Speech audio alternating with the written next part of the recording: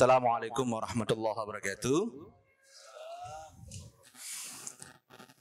Selamat datang kepada rekan-rekan media. Hari ini adalah hari yang sangat spesial buat keluarga besar Partai Keadilan Sejahtera. Presiden Partai Keadilan Sejahtera Ahmad Saihu menerima kunjungan dari Bapak Dr. Ilham Habibie yang ditemani oleh Sekjen Partai Nasdem dan rombongan. Silaturahim ini berjalan dengan sangat hangat. Kita saksikan bersama. Hari ini kita akan melakukan konversi pers terkait relasi terkait kunjungan dari silaturahim ini. Oleh karena itu, saya persilahkan kepada Bapak Ahmad Saihu, Presiden Partai Keadilan Sejahtera, untuk menyampaikan poin-poin silaturahim pada hari ini. Silakan. Assalamualaikum warahmatullahi wabarakatuh. Selamat pagi, salam sejahtera untuk kita semuanya. Sama-sama kita hormati, kita banggakan Pak Sekjen Partai Nasdem beserta seluruh jajaran pengurus dan juga Kang Ilham Habibie, juga seluruh jajaran pengurus PKS yang saya hormati, saya banggakan. Insan pers yang berbahagia. Pertama, alhamdulillah kita bersyukur pada Allah Subhanahu wa taala bahwa pada hari ini kita menjadi sebuah hari yang membahagiakan bagi PKS dengan kehadiran Kang Ilham Habibie. Saya kira ini juga mungkin kunjungan balasan. Dulu waktu beberapa bulan yang lalu kami dari DPP PKS juga pernah berkunjung ke Habibie Center dan banyak mendiskusikan terkait dengan permasalahan-permasalahan kehidupan berbangsa dan bernegara ini. Dan hari ini alhamdulillah Kang Ilham Habibie malah yang hadir di DPP PKS, juga tadi sharing beberapa hal yang terkait dengan bagaimana kita menumbuh kembangkan kira-kira masa depan bangsa kita menuju Indonesia emas. Ada kesepakatan di antara kami bahwa memang perlu untuk mengembangkan sumber daya manusianya. Tentu ini yang sangat menarik, apalagi saya kira beliau ini dalam hal ini memang kita kenal dari terahnya Habibie ini memang betul-betul sangat expert lah dalam pengembangan sumber daya manusia. Sehingga ini sangat diperlukan untuk ke depan bisa langsung berkiprah menjadi tokoh-tokoh bangsa ini, melanjutkan kepemimpinan Habibie. Nah, oleh karena itu dalam kaitan ini saya menyambut baik ya dari teman-teman Partai Nasdem yang terus berupaya ingin mencari sosok-sosok pemimpin untuk negeri kita, termasuk yang insya Allah akan kita persiapkan di dalam pilkada di Jawa Barat. Nah, tentu ini juga sebagaimana yang pernah disampaikan oleh Pak Ketum Nasdem kepada saya saat perbincangan beberapa waktu yang lalu, beliau secara khusus spesifik menyebut nama Kang Ilham Habibie ini, dan alhamdulillah ini sekarang bisa justru kita kehadiran beliau, dan beliau juga sudah mulai berkeliling. Mudah-mudahan ini kita akan ketemu dengan momentum yang pas dalam pilkada serentak di 2024 ini, khususnya di Jawa Barat. Saya kira terima kasih pada Pak Sekjen dan jajaran Nasdem, juga Kang Ilham Habibie yang sudah berkunjung ke DPP PKS ini. Mudah-mudahan insya Allah ada titik-titik temu untuk membangun kebersamaan di antara PKS dengan Nasdem, baik di Jawa Barat maupun di DKI Jakarta. Saya kira itu dari saya, terima kasih. Baik, terima kasih Presiden PKS Ahmad Saihu, dan kami persilahkan kepada Bapak Sekjen untuk sampaikan. Assalamualaikum warahmatullahi wabarakatuh. Kantor PKS ini salah satu gedung yang sangat familiar untuk Nasdem. Ketika ulang tahun PKS kemarin, itu rombongan Nasdem itu terbanyak dalam sejarah menghadiri undangan. Saya mau to the point saja, nanti kita dengar banyak Kang Ilham. Tadi kami bicara banyak tentang Jawa Barat. Mengapa Jawa Barat? mengapa Jawa Barat secara khusus menjadi atensi kita, mengapa Jawa Barat menjadi pilihan Kang Ilham dalam membenahi Indonesia menuju Indonesia emas, karena Jawa Barat provinsi terbesar di Indonesia. Jawa Barat berpenduduk terbesar di Indonesia. Jawa Barat lumbung industri Indonesia. Dan tidak kalah pentingnya, pesantren terbanyak di Indonesia ini juga ada di Jawa Barat. Nah, tadi kita juga singgung DKI, kita dikejar oleh deadline, jadi kedatangan kami di sini untuk bersilaturahmi saling melengkapi. PKS meskipun banyak sekali kursinya di Jawa Barat, tetap tidak cukup. Apalagi Nasdem yang cuma 7 atau 8. Jadi kalau kita bisa mengulangi success story koalisi 01, kenapa tidak? Itu. Nah, saya tidak mau berpanjang lebar, biar nanti kita akan dengar apa visi Kang Ilham. Tadi beliau menjelaskan itu, kita bersama-sama menghentikan beliau. Seperti ayah Anda, kalau ngomong tuh gak ada berhentinya. Terima kasih. Assalamualaikum warahmatullahi wabarakatuh. Baik, tanpa berpanjang kata, kita persilakan kepada Dr. Ilham Habibie untuk menyampaikan. Terima kasih. Ya, terima kasih. Assalamualaikum warahmatullahi wabarakatuh.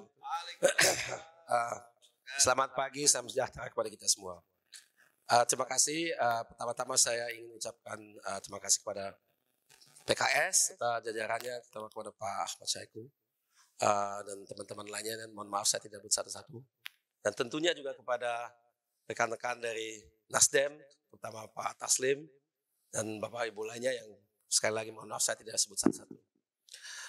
Yang pertama kali, selain itu, marilah kita panjatkan puji syukur kepada Allah Subhanahu Wa Taala, karena olehnya kita berada di sini bersama-sama dalam situasi kondisi ini dan bisa ada kesempatan untuk berdiskusi dan juga menerangkan banyak sekali hal kepada Bapak Ibu sekalian, teman-teman dari insan pers. Jadi seperti tadi sudah disampaikan oleh Pak Ahmad Syahiku dan juga Pak Taslim, Jawa Barat memang adalah satu provinsi yang sangat-sangat penting buat Indonesia. Dan itu karena kalau kita lihat masa depan kita, Indonesia emas, itu adalah tinggal 21 tahun lagi. Tapi bagaimana mencapainya? Apa artinya Indonesia emas? Indonesia emas adalah Indonesia maju. Dan kemajuan itu bagaimana mencapainya? Kita untuk itu tidak harus kita jauh-jauh. Kita lihat saja contoh di lain negara seperti apa. Jadi negara apa di Asia yang telah melalui proses menjadi negara maju? Mungkin yang langsung kita ingat adalah Jepang atau Korea. Yang akhir-akhir ini dalam 30 tahun yang lalu ini yang biasa itu Tiongkok. Kalau kita lihat tahun 90-an, Tiongkok masih di bawah kita. Sekarang mereka udah 2 kali di atas kita. Kok bisa? Bagaimana caranya? Nah, seperti tadi sudah disampaikan sangat tepat oleh Pak Ahmad Syahiku, kuncinya adalah di sumber daya manusianya. Tapi bagaimana caranya? Apakah hanya cukup mendidik secara akademis itu langsung kita menjadi negara maju? Tidak juga. Mereka itu harus kerja. Kerja diberi kesempatan untuk berkarya, untuk menciptakan nilai tambah ekonomis. Nah, itu di mana caranya? Kalau kita lihat dari Jepang, Korea, Tiongkok, semuanya menekankan industri mereka. Mereka negara industri. Itu tidak berarti bahwa industri hanya membangun pabrik, bukan. Tapi industrialisasi sebuah negara dan bangsa itu sebetulnya sekaligus juga transformasi daripada sumber daya manusia yang terkait. Dan manusia itu bisa berkiprah, bisa bekerja, berkarya di semua sektor. Bisa di pertanian, bisa di perkebunan, di perikanan, di pariwisata, semua sektor itu manusia yang sama yang telah melalui transformasi dirinya itu bisa berkarya, berkiprah dan bekerja.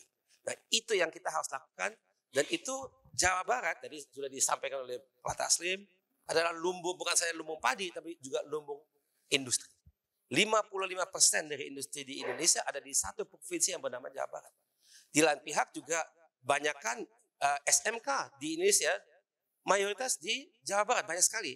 Dan jangan lupa sektor akademia, pendidikan, ada UI itu dari Jawa Barat ya, Depok.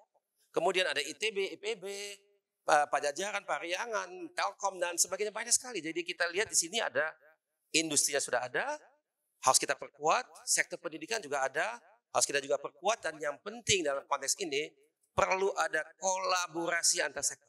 Itu yang kadang kita masih sangat kurang di Indonesia. Kita kurang adanya kerjasama di antara sektor pendidikan, akademia, karena disitulah kita lihat adanya penelitian dan pengembangan. Kemudian di industri memang dia kurang komunikasi dengan sektor akademi dan sebaliknya juga kurang. Nah, itu bisa kita perkuat di Provinsi Jawa Barat sehingga Jawa Barat bisa semakin maju, semakin sejahtera. Dan Jawa Barat dan itu insya Allah mudah-mudahan akan menjadi ujung tombak daripada Indonesia emas itu.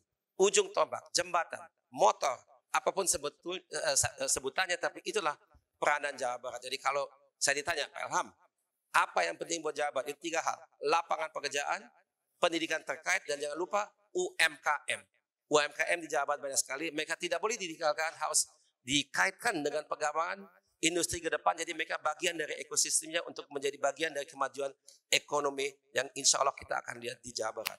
Saya kira itu saja karena saya tidak boleh ngomong terlalu panjang nanti sudah diingatkan. Jadi begitu dari saya. Terima kasih atas perhatian. Mohon maaf kalau ada khilaf. Wabillahi taufiq wal hidayah. Wassalamualaikum warahmatullahi wabarakatuh. Baik, terima kasih Bapak Dr. Ilham Habibie ya, spill visi misi tadi itu. Baik, rekan-rekan media, silakan kita akan memberikan sesi tanya jawab. Jika ada yang ditanyakan, sampaikan dari media mana dan namanya siapa. Dengan singkat dan jelas, silakan. Oke. Selamat pagi Pak Saiku, Pak Ilham dan Pak Hermawi. Perkenalkan saya Dayat dari Harian Kompas. Beberapa hari lalu Litbang Kompas merilis hasil survei Pak, dan nama Pak Ahmad Saiku juga punya elektabilitas 1% dan tingkat keterpilihannya juga lumayan. Nah ini seperti apa tadi obrolan di dalam, apakah memang sudah ada formulanya Pak Ahmad Saiku apakah maju di Jabar atau seperti apa, dan juga Pak Ilham terkait hasil survei itu apakah seperti apa nanti untuk mengejar ketertinggalan dengan kandidat-kandidat lain gitu. Terima kasih. Oke, kita kumpulan dulu ya, Presiden ya. Silakan, ada lagi yang mau tanya? Oke, silakan. Dikasih mic-nya. Baik, terima kasih. Saya Hafid dari Forum Keadilan. Ingin bertanya, tadi disebutkan bahwa ada kesepakatan-kesepakatan. Nah, kesepakatan apa yang sudah disepakati dari kedua belah pihak? Apakah memang ada kerjasama untuk maju di Jawa Barat atau seperti apa?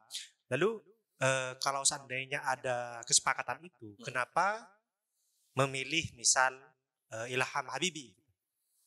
Terima kasih. Demikian.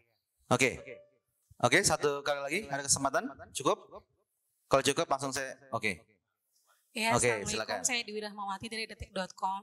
Mau bertanya juga ke Pak Saiku dan Pak Ilham. Ini kan di Jawa Barat sendiri tadi belum fix untuk PKS memberikan dukungannya gitu ke Pak Ilham. Ini apa aja pertimbangan dari Pak Saiku tersendiri? Nah, ini mungkin juga berkaitan sama tadi surveinya Litbang Kompas. Apakah PKS juga lagi mempertimbangkan soal nama Pak RK yang tinggi di sana? Kan ada Pak RK, terus yang keduanya itu ada Pak Deddy Mulyadi. Nah, ini apakah juga lagi dipertimbangkan sama PKS? Lalu apakah tadi di obrolan di dalam dari PKS sendiri apa ada usulan ke Nasdem dan juga Pak Habibie terkait kader PKS yang ingin mendampingi Pak Habibie jika pun nanti akan berkoalisi bersama itu? Terima kasih. Baik, kita cukupkan 3 dulu. Silakan Pak Presiden. Nanti dilanjut oleh Pak Ilham. Baik, pertama terkait dengan formulasi yang tadi ditanyakan ya. Ya namanya survei juga kan menggambarkan sesaat. Mungkin hari ini Bang Ilham belum leading itu, tapi masih ada waktu. Masih ada waktu 4 bulan lagi untuk kita terus lakukan sosialisasi di tengah masyarakat Jawa Barat. Nah, betul tadi formulasi nanti PKS dengan Nasdem ini seperti apa? Nah, ini memang belum pada tataran yang fix ya. Tetapi nanti kita akan bicarakan secara detail dalam kesempatan ke depan. Tapi kalau dari sisi kesepahaman tadi ingin memajukan di DKI dengan di Jawa Barat, yaitu kita sudah memulai itu. Sehingga mungkin nanti formulasinya seperti apa nanti kita akan, justru tadi saya minta kepada Pak Sekjen juga untuk kita ada pembahasan-pembahasan yang lebih detail ya, termasuk kapan kita akan membuat deadline-nya gitu. Sehingga jangan juga ada mengambang terus. Ya, kita nanti buat deadline yang disepakati bersama, apakah sampai akhir Juli atau awal Agustus. Nah, nanti dari situ nanti kita akan bisa menyepakati kira-kira siapa nanti formulasi yang akan dimajukan dari PKS maupun dari Nasdem. Kemudian yang kedua tadi termasuk juga kesepakatan-kesepakatan itu yang nanti kita akan detailkan ya antara PKS dengan Nasdem dalam khususnya di dua provinsi ini. Walaupun di beberapa provinsi juga kita sudah menjalin kerjasama yang sinergis di pilkada beberapa provinsi yang lain. Tetapi Jawa Barat sekali lagi tentu ini akan sangat terkait relasinya dengan DKI. Ya, oleh karena itu juga memutuskan Jawa Barat ini mungkin nanti akan terkait juga dengan memutuskan hal-hal yang di DKI. Oleh karena itu sekali lagi ini kita akan dalami lebih lanjut dalam pembahasan-pembahasan ke depan. Ya, makasih. Baik, silakan Pak Sekjen dulu. Ya, terima kasih. Tadi di dalam memang kita katakan nanti kita akan bicara, kita akan breakdown kesepakatan besar ini. Tadi yang kita sepakati adalah kita ingin Jawa Barat menjadi gerbong utama menuju Indonesia Emas. Karena apa ya, tadi alasan-alasan sudah dijelaskan oleh Pak Ilham. Kita juga sama-sama memperhatikan tenggang waktu yang semakin sempit, oleh karena itu menindaklanjuti pertemuan Presiden PKS dengan Ketua Umum Partai Nasdem 2 minggu yang lalu. Tadi ditegaskan lagi kita akan segera mengerucutkan, mengkonkretkan khususnya di Jawa Barat dan DKI. Jawa Barat ini kan kita harus kompatibel. Kompatibel PKS dengan kursi yang begitu banyak pun tidak cukup sendiri, apalagi Nasdem. Jadi kita akan terus membangun kebersamaan ini sampai pada titik kita punya kesepakatan bersama. Saya kira itu aja yang saya bisa jelaskan. Terima kasih. Terima kasih. Dari saya tidak banyak tambahan karena semuanya sudah disampaikan oleh Pak Ahmad Syaiqo dan Pak Taslim. Satu hal saja, tadi ditanya apa yang harus dilakukan untuk memperbaiki situasi dari segi survei. Tentu itu saya kira jawabannya klasis ya, kita harus sering tampil di media, baik media formal maupun yang sosial, dan tentu Jawa Barat dengan 27 kabupaten dan kota itu kita harus ke akar rumput, banyak bertemu dengan orang, organisasi, tokoh, berkunjung ke banyak pesantren dan sebagainya seterusnya. Saya kira itu memang sedang dan akan lebih banyak dilakukan di masa mendatang dalam 4 bulan yang akan datang ini. Sekian dari saya. Baik, cukup saya kira teman-teman, dan kita kasih aplaus yang meriah buat PKS dan Partai Nasdem. Dan sekali lagi terima kasih kepada rombongan Partai Nasdem yang hadir dalam pertemuan ini. Semoga ke depan kita bisa. PKS, pembela rakyat.